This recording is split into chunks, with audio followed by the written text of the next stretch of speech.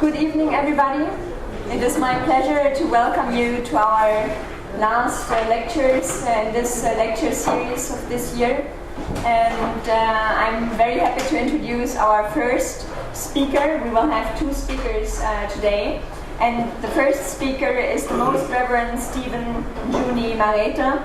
He is the Archbishop of the National Independent Church of Africa and also chair of the National Synod of the Church. He is also the vice chair of the Organization of African Instituted Churches and also member of the Executive Committee of the National Council of Churches of Kenya, the Interreligious Council of Kenya, and the Dialogue Reference Group. He has been studying religious education and church management at Birmingham University and at Kenya Methodist University, and he has been working as a teacher and a head teacher. And last but not least, he also helped us with our research in East Africa, and we are very happy that now, after we have been to East Africa, we have him here today, and we are very much looking forward to your presentation. Archbishop, the floor is yours.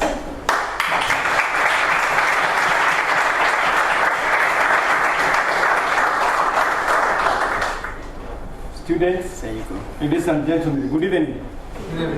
Praise God. Amen. Hallelujah.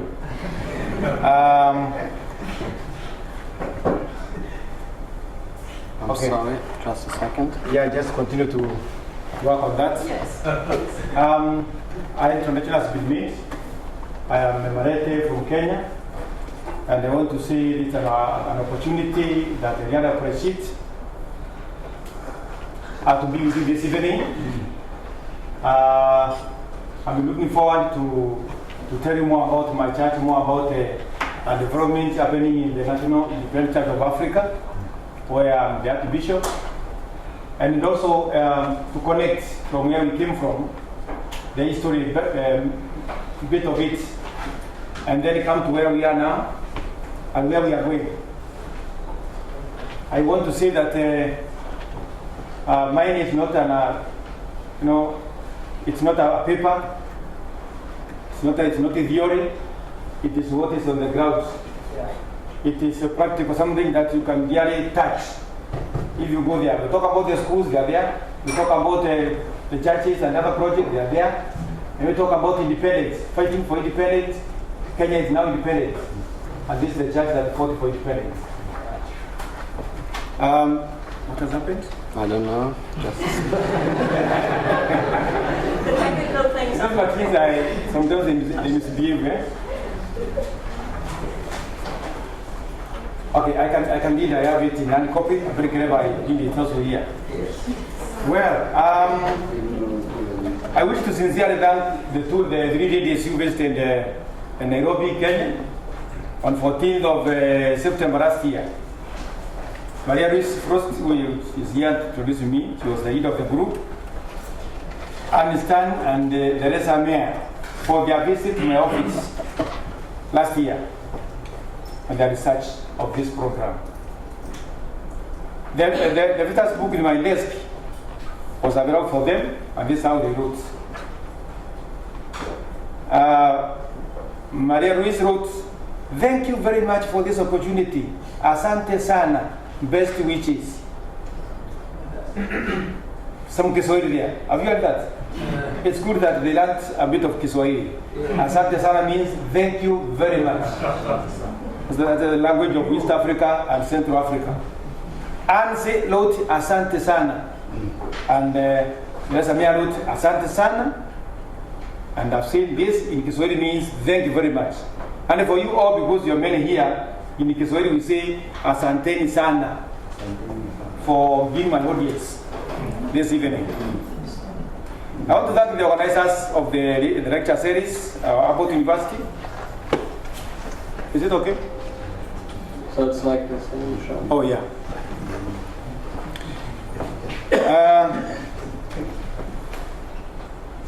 It is working. Thank you very much. So I think I can go directly to. I can't see from here. You see, but I can't see me properly from there. So let me read my. Yeah. So I was thanking the program, the programmers, and those who organized this great lecture series. The embassy in Nairobi for allowing me to come. Although I said in the morning that there was a bit of harassment, but I was told it is usual.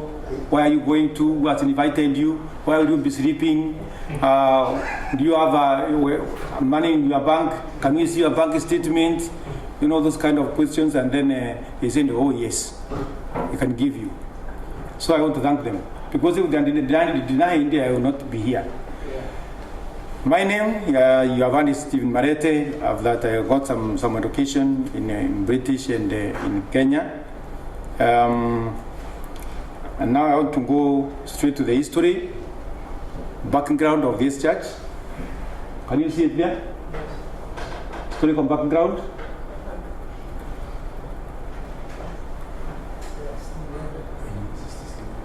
Oh, not yet. I served as a bishop for 12 years. Then I was elected archbishop. Sorry.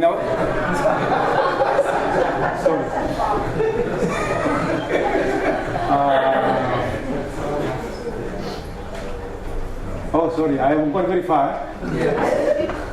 Okay. Yeah, technology is not for us so much. I'm 60 years old now. And when technology came, I was already old enough and I could not grab everything. But why can't you operate for me as I go through? Can you do it? Yeah, if you want so. Because we don't today. Therefore, I want to go to the historical background of independent churches in Kenya. The Downing era of the missionary in Kenya. Now you can see it on this screen also. So now it's not seen on that. Oh, that's not there.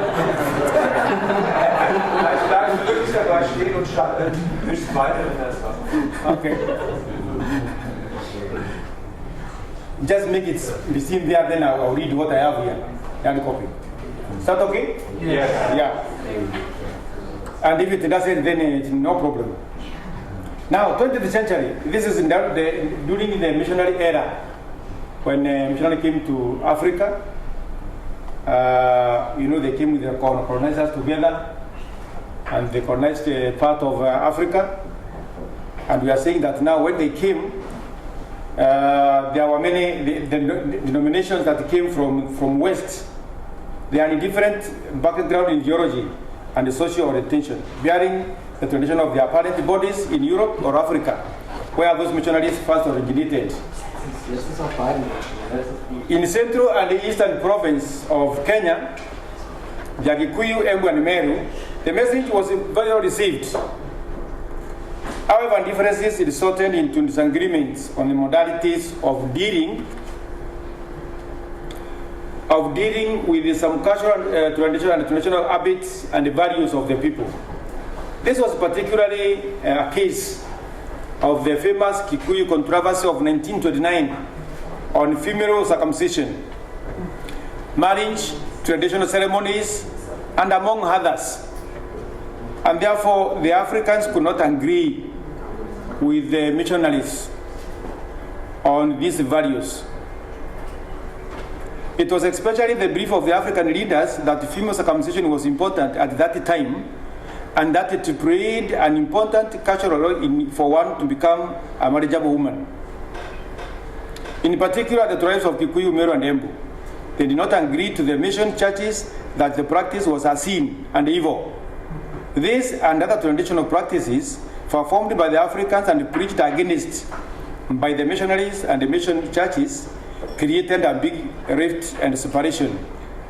The controversy resulted in a separate church being independently organized by the local people without the aid of missionaries from Europe or America, particularly the concern for education and ecclesiastical matters in a way that they thought to be more applicable to the local environments, both in terms of traditions and ethos.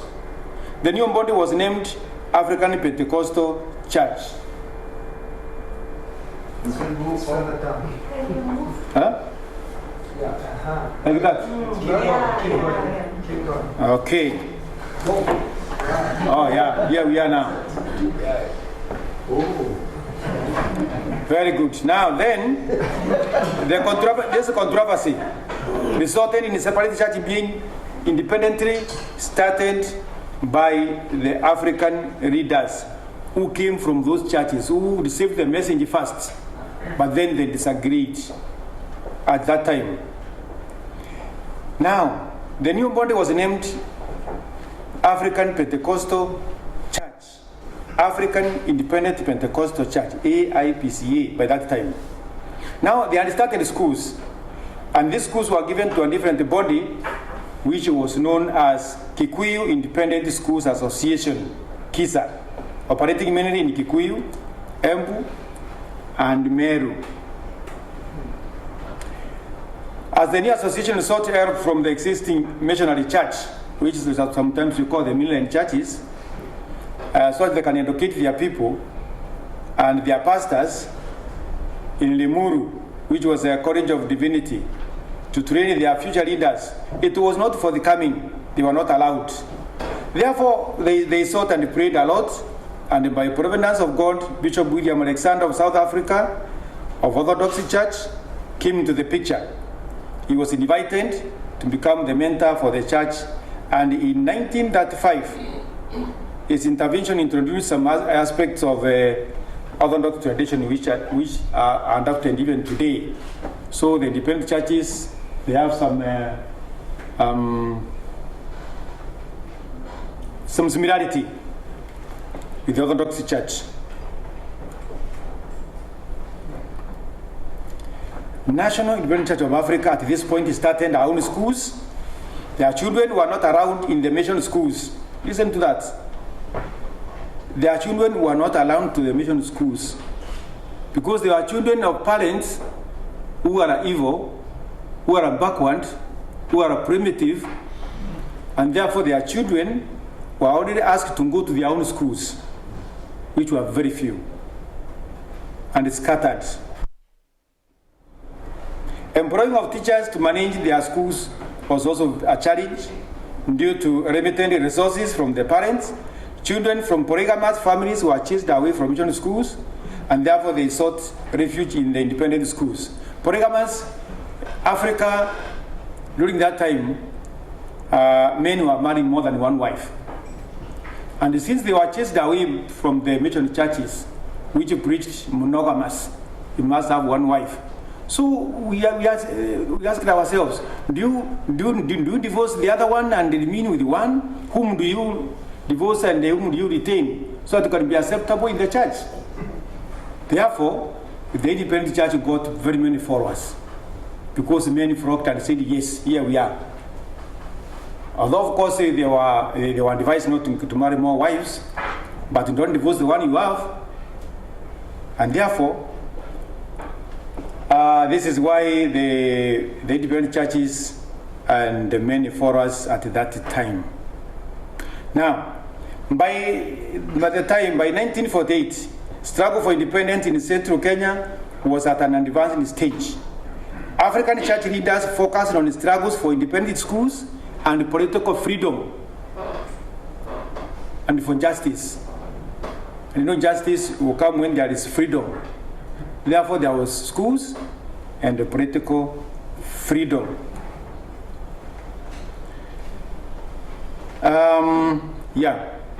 A teachers' college was started at Githunguri and able to train African independent school teachers, but their efforts were never appreciated. Now, if you look at the picture there, you can see those are traditional dancers. They are church traditional dancers. Even today, they are there. In fact, they were dancing during the consecration of one of our bishops. Is that a sin? This is what the missionary church is saying. It's a sin. Dancing like that and beating drums and jumping very high in the church and clapping your hands was not allowed. But Africans saw that the connection to God means dancing for God and doing all those things that we need to do. because God loved and to hear and to see them singing. And therefore, this teachers' college was started in Kidongori, in Kikuyu, and also in Embu to train teachers. But their efforts were never appreciated by the colonial government, which viewed these institutions as training camps for freedom fighters. Declaration for independence, declaration for emergency. Emergency was declared in Kenya in 1952. And you know what emergency means? It resulted in the burning of all independent churches. They were burnt down, practically burnt down, all of them. And the schools were taken by the missionary churches and by the government. And the leaders were detained. The African church leaders were detained, their churches are burnt down, their schools were taken over in 1952. Remember, Jomo Kenyatta and the other leaders were also arrested and detained at Kapenguria. Now,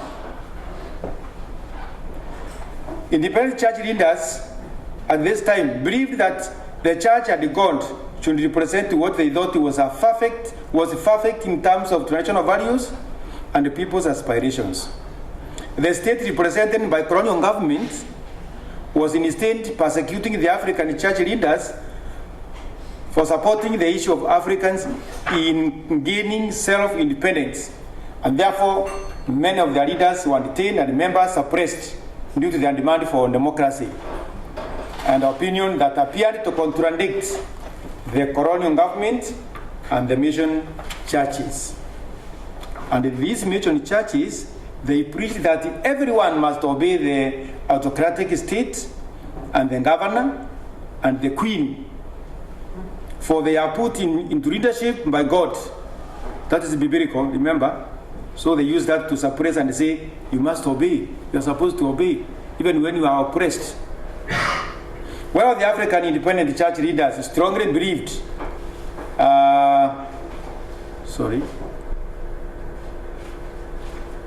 okay, you may make some, you can make some follow-up, yes. Yeah, well, the African leaders believed strongly that the church, God, and the state should represent people's soul, consciousness, and freedom. This led them to support and participate in the struggle for independence. Later, after now the emergency, that is after now the self-government in 1961 to 62 and 63, many of the churches, remember, have been given to the mission churches and the government. But then the church now need to start again after the leaders were released from detention. Now they are starting from the scratch because their schools and churches are no longer there. After the return of the detainees, then they needed to start back again.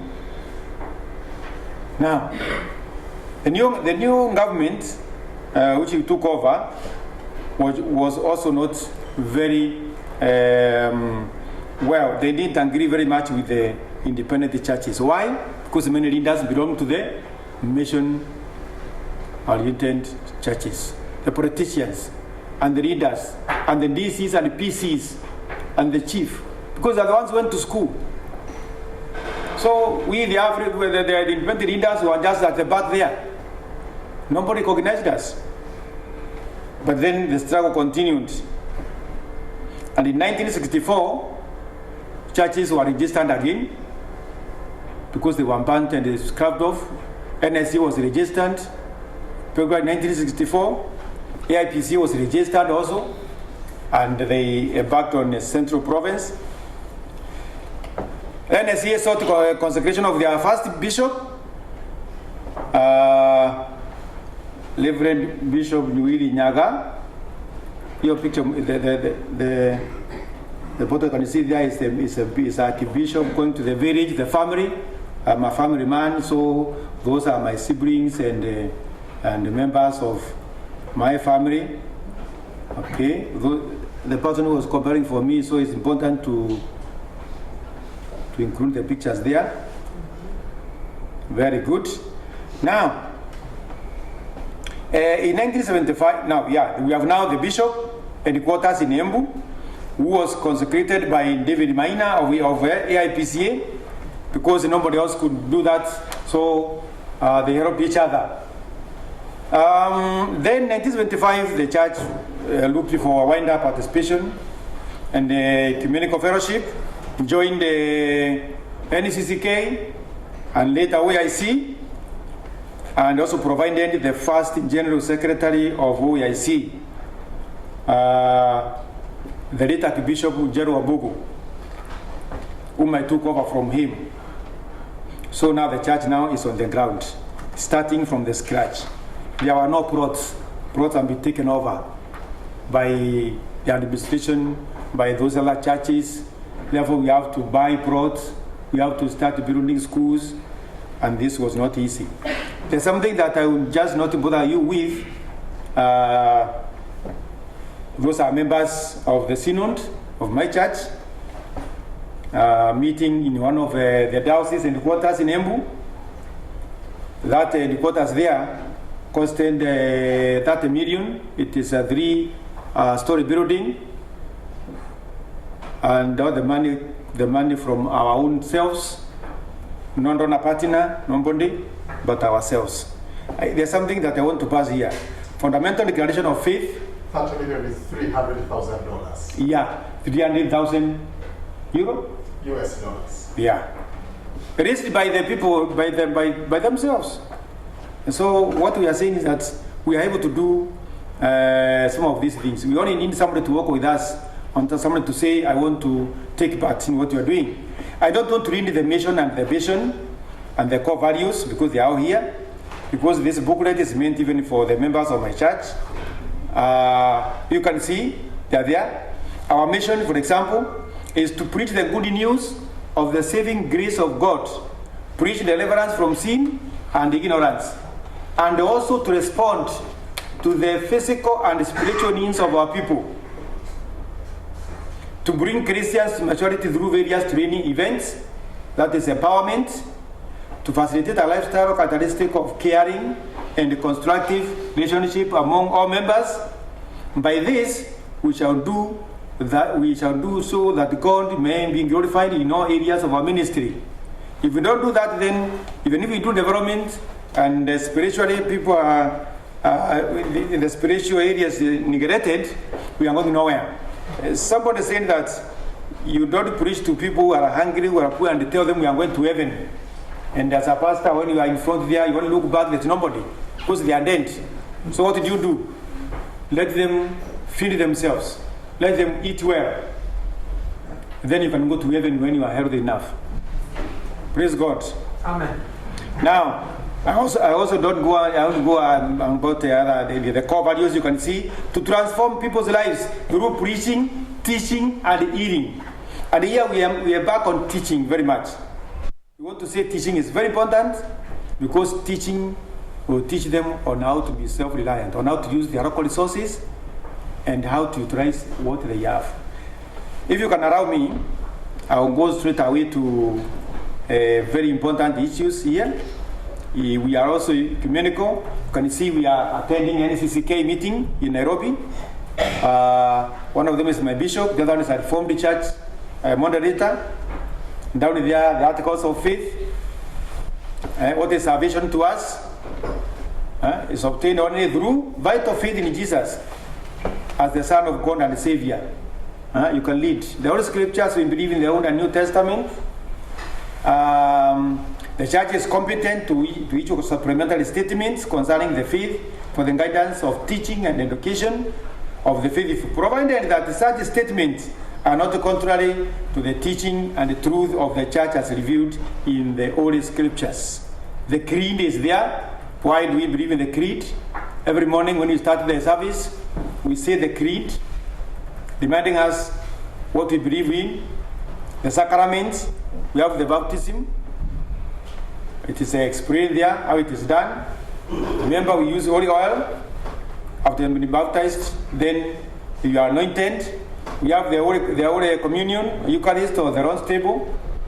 And by partaking the bread and wine, celebrated by breaking and eating of bread This we do it occasionally, maybe once a month, maybe when there are those kind of Christian days. So if we go ahead, there's also confirmation. By laying of hands to believers, they are confirmed. Being confirmed means that you are confirmed now, you are a true believer, you understand what you are doing, you understand the Bible, you understand your church, and you understand where you are going. Confession, holy action, applying of the holy oil, just as James, we read in James and in other scriptures, that it was used for healing. Then the sacred ministry, ordination, performed by laying of hands on a bishop, by bishop, in a clergy, and as you saw from the beginning, we have no exception. The calling is from God, so women and men have the same at the same level. When you have a call, then the parishioners will present your name, and then you'll be subjected to kind of interview, and then the elections are held, and then if you're the pastor, you become archdeacon, become assistant bishop, and then a bishop, and so on. Okay, here we are saying that NSCA and the other Adventist churches, we believe in theological education. But what we have been doing, because we could not attend universities, all of us, we started what is called TE. And my DS is here. We'll talk about that. This is a theological education by extension. That's why I started as a young man. And it really helped me quite a lot. But later now, we are able to sponsor and take our priests to the university for theological training. For the matrimony, marriage, Bible says, man and a woman don't get married. Man and a woman, that's all. Man and a woman, not man and a man or anything else. And this one we are very particular. It must be a man and a woman and a priest to join them together in the holy matrimony. That's all. The other stories, we don't entertain them. Now, can you see? Here we have the founder bishop and the first archbishop, and we have a priest here from Anglican, the one on this side, called Gadaka. This was during my consecration in 1996. That's when I became a bishop. I remember I was also a teacher and an ND teacher. And a story is coming here. You see, when I became an ND teacher, I could not even end a school. I could not be around to end a school which belongs to either the Methodist, the Anglican, or the Roman Catholic. Because to me, to them, I'm not qualified to be any teacher of their schools. Now, yes, you can see here again, celibacy. You can marry or not to marry. You have no problem. You can be a woman, you can be a man. Church buildings, the altar of the Lord's table, and this is also very important. You can see it here. This altar, all our churches, all our more than 300 churches, they have a altar.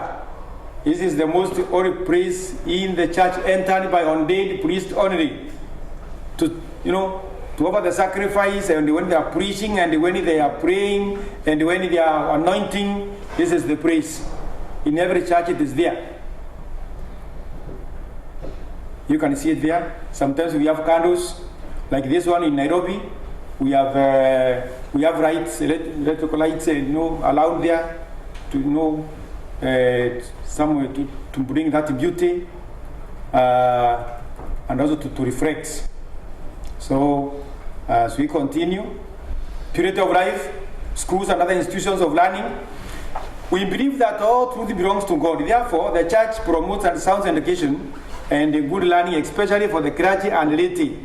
In this respect, the church is involved in management of schools and other institutions of learning and ensuring Christian teaching for their children and the community without discrimination. NICE today sponsors 5 secondary schools, 5 primary schools, one of which is at the Nairobi end office, where Ruiz and our friends visited. They saw the school.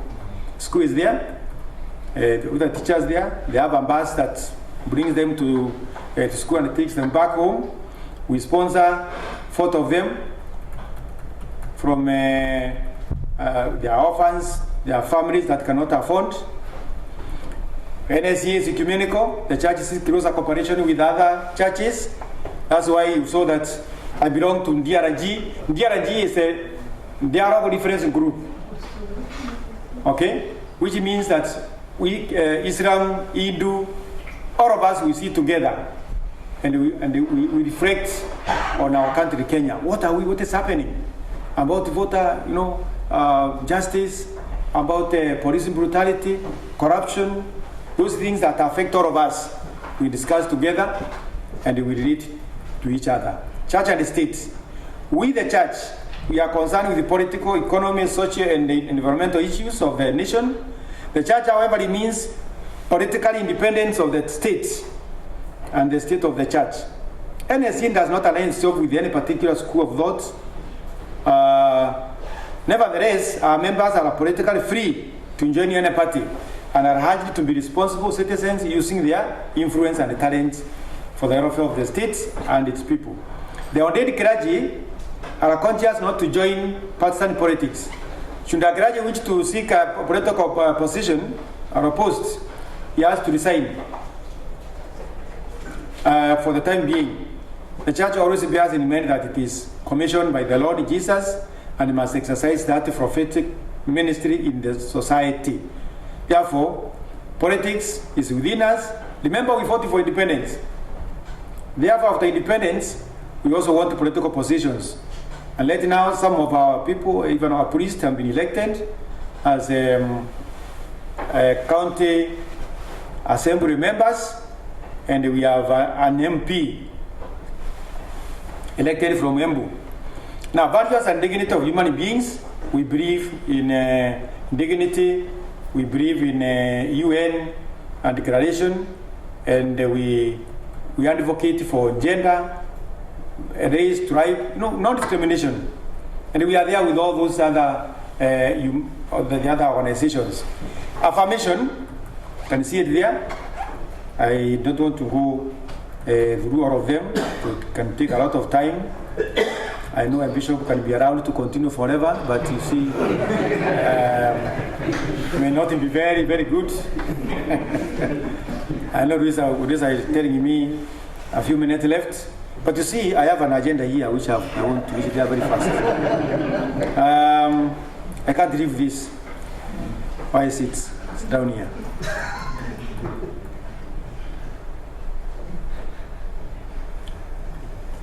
Partners who want to partner with us are welcome. You can see there. I'm receiving books from a Japanese partner in one of our schools in Meru. I'm at the middle there. That was some time ago, before I grew as old as I am now. Then I want to go missionary evangelism. This is a very important ministry in our church. Because Jesus said, go everywhere, go and teach, go and baptize, let everybody be my disciples. This is what we are doing, and we have taken this seriously. That's why we are in Tanzania now. This is why we have opened schools in the remote areas of Kenya. And we are actively spreading the gospel. We have evolved our own liturgy. We have our own liturgy. We have our own aims. We have our own structures on how to go about it. We may not have be articulate in written theology, but we do express faith in our liturgy, worship, and structures. Our services are very, very alive, with warm expressions of joy as we cramp and dance in rhythm, with the true spiritual ingenious, those traditional songs. Our churches and the gatherings along the streets and the trees, as they all different churches, and they feel very happy. And the spirit enters them and they feel that they are quite okay. When others are saying that, hey, you are wasting time, you are jumping here and there, that is the spirit. Praise God. Amen. Yes, that's the spirit of worship. If you come to a church in Nairobi, You see me dancing and everybody, we dance for about 20 minutes. And we say dancing and singing is part of worship. Very important. And we sweat and sit down and then we wake up again. And continue singing. The sermon may take about another 20 minutes. And we spend about 4 to 6 hours in the church. From morning when you have entered, 6 or 7 hours, we are there worshiping and doing those other things. Now, I'm about to finish. Let me. Values and dignity, where we are, whatever we are now. I want to go straight away. About the mission, I've said a lot. That we have some challenges, yes. Reaching the people in the remote areas. Going to Mwanza in Tanzania. We hire vehicles. Our vehicles cannot go those terrain. They are difficult. Then women and men ministry, we encourage them to hold the church, and we offer them space in the church to participate, so that it becomes their own. Therefore, there is women ministry, there is men ministry, and they do very well. I want to go to what we are doing now, and this is very important, please. Church and community mobilization process, CCMP.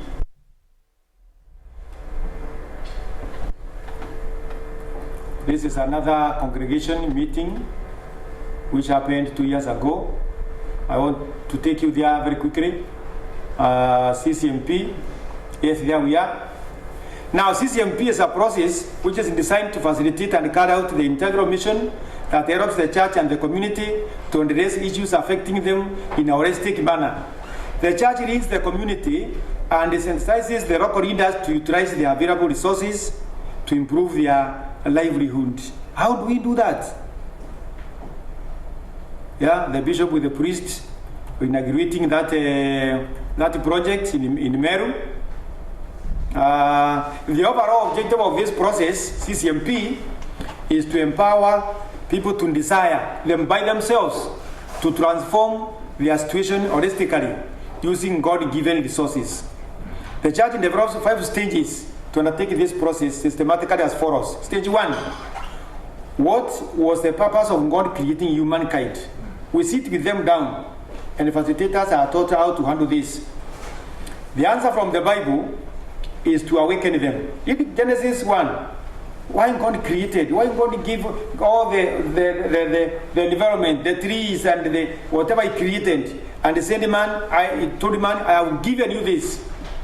Then we ask them now, what was the intention of God to do all this? It is God was providing the local resources for the human being. Therefore, if you also read chapter 2, it is explaining what man was supposed to do, to work and take care of that garden so they can get food from it. What was God's vision for His people in Isaiah? The healing. You see, this lady who had a problem, Isaiah wanted to know, what do you have? And he said, I have some little oil. Then he said, it's okay, bring that.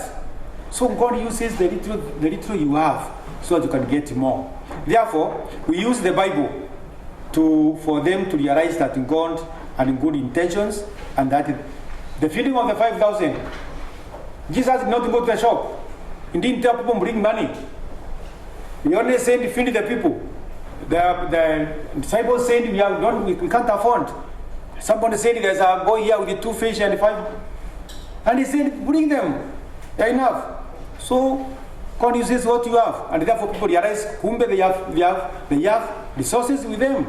They have water, they have the ground, they can dig water from the ground, you know. So this awakens them that now they realize it involves by themselves. They develop. Let's go there. This develops into information gathering, whereby now they realize that they are able to feed themselves, they are able to use their resources, and this we have done, and the churches have improved. The community came together, the community is supporting each other. When they are called by the pastor, they come. When the administrator of the area wants to see the people, he calls the pastor, call your people.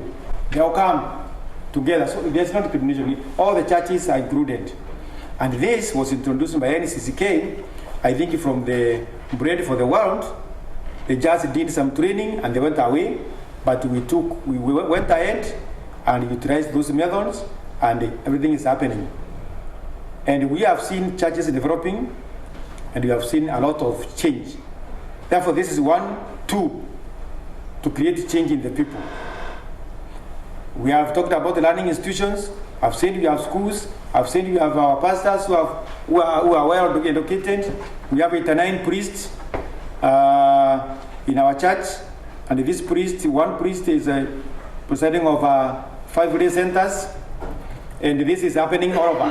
Of course, we have challenges for training them so that they can also go and train others, the TOT.